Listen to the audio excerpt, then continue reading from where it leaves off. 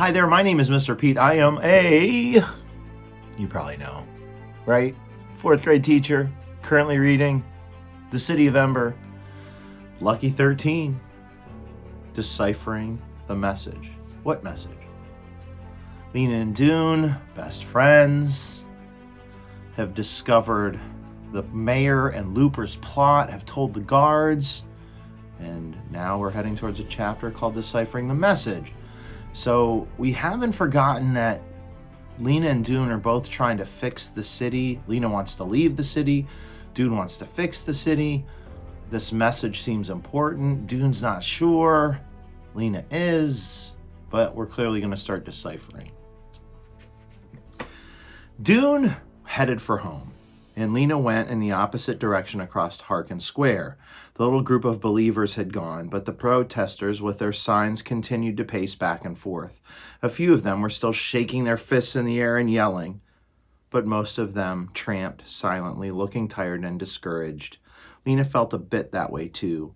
Once Dune said he'd seen a door, she was sure that the door he'd found and the door in the instructions were the same. She had had such hopes for that door in the pipeworks, but hoping so hard had made her jump to conclusions. She'd gone a little too fast. She always went fast. Sometimes it was a good thing, and sometimes not. Now Dune thought the instructions were nothing important after all. She didn't want him to be right. She didn't believe he was, even now, but her thoughts felt like a mess of tangled yarn, simile. She needed someone wise and sensible to help her sort things out. She headed for Gloam Street. Though it was nearly 6 o'clock, she found Clary still in her workroom at the far end of Greenhouse 1. It was a small, crowded room. Pots and trolls cluttered a high table at one end. Above the table were shelves full of bottles of seeds and boxes of string, wire, and various kinds of powders. Clary's desk was a rickety table littered with scraps of paper, all of them covered with notes in her neat, round handwriting. 2 rickety chairs went with the rickety table, one on each side. Lena sat down facing Clary. "I have to tell you some important things," she said, "and they're all secret." "All right," said Clary. "I can keep secrets." She was wearing a patched shirt that had faded from blue to gray. Her short brown hair was tucked behind her ears, and a bit of leaf clung to it on the right-hand side. She folded her arms in front of her on the desk. She looked square and solid. "The first thing is," Lena began, "that I found the instructions, but Poppy had chewed them up." "The instructions," said Clary. "I'm not familiar with them." Lena explained. She went on to explain everything, how she'd shown the instructions to Dune, what they'd figured out, how he'd searched the pipeworks and found the door, and what he'd seen when he opened the door. Clary made an unhappy sound and shook her head. "This is very bad," she said, "and sad, too. I remember when the mayor was first starting out. He has always been foolish, but not always wicked. I'm sorry to know that the worst side of him has won out." Clary's dark brown eyes seemed to grow deeper and sadder. "There is so much darkness in Ember, Lena. It's not just outside. It's inside us, too. Everyone has some darkness inside. It's like a hungry creature. It wants and wants and wants with a terrible power. And the more you give it, the bigger and hungrier it gets." That's like a big, giant metaphoric paragraph talking about power and how it is a hungry creature. Lena knew she had felt it in Looper's shop as she hovered over the colored pencils. For a moment, she felt sorry for the mayor. His hunger had grown so big it could never be satisfied. His huge body couldn't contain it. It made him forget everything else. Clary let out a long breath, and a few of the scraps of paper on her desk fluttered. She ran her fingers through her hair, felt the bit of leaf, and plucked it out. Then she said, "About these instructions." "Oh yes," said Lena. "They might be important, or they might not be. I don't know anymore. I'd like to see them if you'd let me."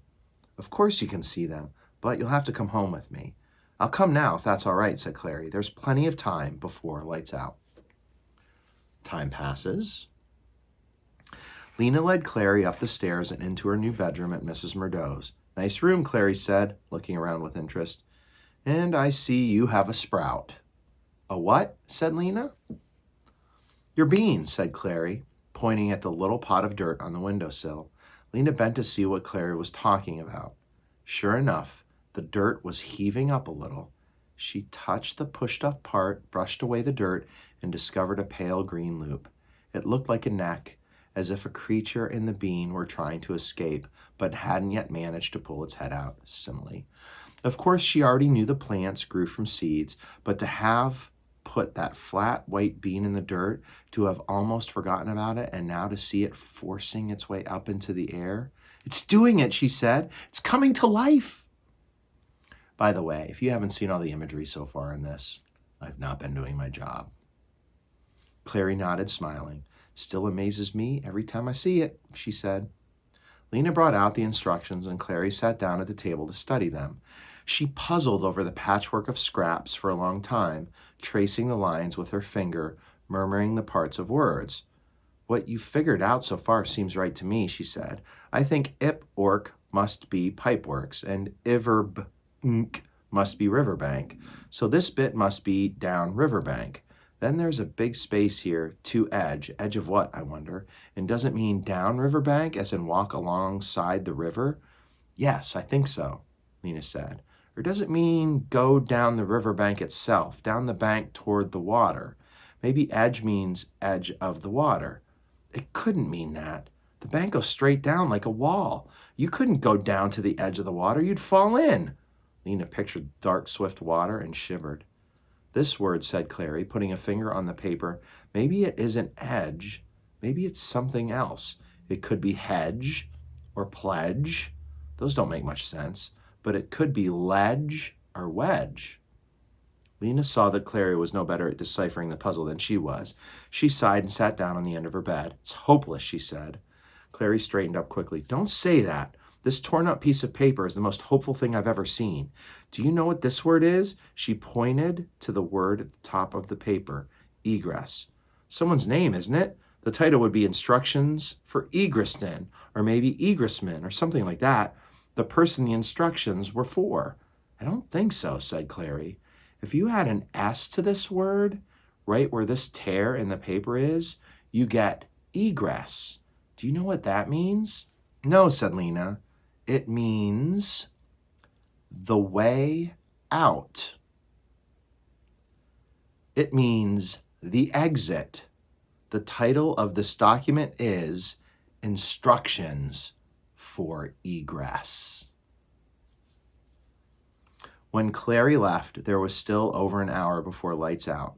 Lena raced across the city to Green Gate Square. She glanced in the window of the small items shop, where Dune's father was reaching for something on a shelf, and then she dashed up the stairs and knocked on the door of Dune's apartment. Right away, she heard quick steps, and Dune opened the door. I have something exciting to tell you, Lena said breathlessly. Come in, then. Lena went across the cluttered room to stand by a lamp. She pulled from her pocket a tiny piece of paper on which she had written egress. Look at this word, she said. It's from the title of the instructions. Someone's name, said Dune. No, said Lena. It means to be egress with 2 S's. I showed the instructions to Clary, and she told me. It means the way out. The way out? Cried Dune. Yes, the way out, the exit. It's instructions for the way out of Ember. So it is real, Dune said. It is. We have to figure out the rest, or as much of the rest as possible. Can you come now? He darted into his room, emerged with his jacket, and they ran. All right, said Lena. They were on the floor of the blue-green room at Mrs. Murdo's. Let's take the first line. She moved her finger along it slowly. Exp, riv, ipwork. We know ipwork is pipework, she said. Exp could be expand or explore or expose. There's a big space between exp and the rest, said Dune. There must be more words in there, but who knows what they are. Let's move on. Lena swept her straggly hair impatiently back from her face. Look at number 2. Stun, marked with E by R edge.